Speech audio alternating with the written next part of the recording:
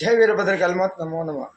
కొద్దిమంది మేధావులు, సుఖోమే నాస్తికులు, ఏనా వామజాం పక్షాలు ఉన్న లెఫ్ట్ మాట్లాడే వాళ్ళు వీళ్ళంతా ఒకటి ఆలోచించండి. సనాతన ధర్మం గురించి, భారతీయుల గురించి హీనంగా, దీనంగా ఏదో మాకు జ్ఞానం లేకున్నట్ల మా గురించి మాట్లాడుతుంటారు. ఎవరు జ్ఞానం లేకుండా ఎవరు?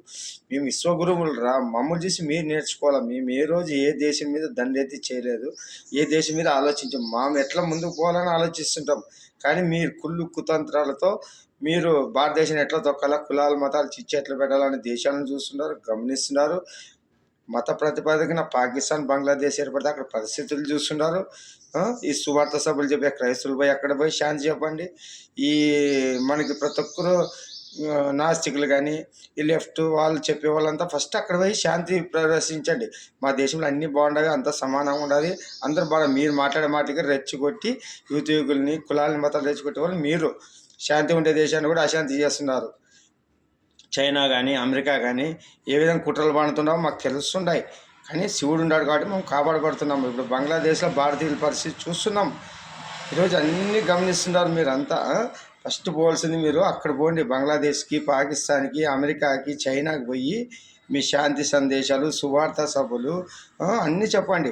మీ ముస్లిం సోదరులు కూడా ఒకటి తెలుసుకున్నాను. మీ దాంట్లో శాంతి శాంతి అంటారు, శాంతి ఆడుందని ఇప్పుడు చూస్తాం. పాకిస్తాన్లో నిజంగా అందరూ మతాలు మాలాక అందరు సమానము, అన్నదమ్ములా ఉండాలని మా దాంట్లో ఒకటే ఉంటుందన్న సనాతన ధర్మంలో. మీరు తెలుసుకోండి ఒకసారి. మమ్మల్ని ఇది చేస్తున్నారు. పాకిస్తాన్లో భారతీయుల పరిస్థితి చూసినాం, బంగ్లాదేశ్లో పాకిస్తాన్ పరిస్థితి చూసినాం. వీళ్ళంతా ఎవరు? మనమే ఒక భారతదేశాన్ని, అఖండ భారతాన్ని విడగొట్టి ఎన్ని భాగాలు చేసి ఎట్లా కొట్లాడుతున్నాం అన్నదమ్ములు. ఇది పరిస్థితి.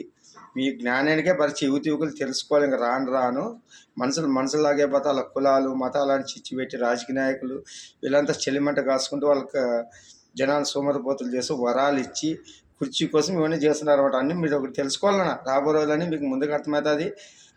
ఇది వృత్తిజ్ఞాన సమయంగా సరిదిద్దాల్సింది మోడీ యోగులతో కానీ వీళ్ళందరితో. మనుషులు మీరు మానవ మాత్రంతో అయ్యేది కాదు. విచిత్రమైన పరిస్థితులు జరుగుతున్నాయి. రకరకాలుగా చూస్తున్నాము.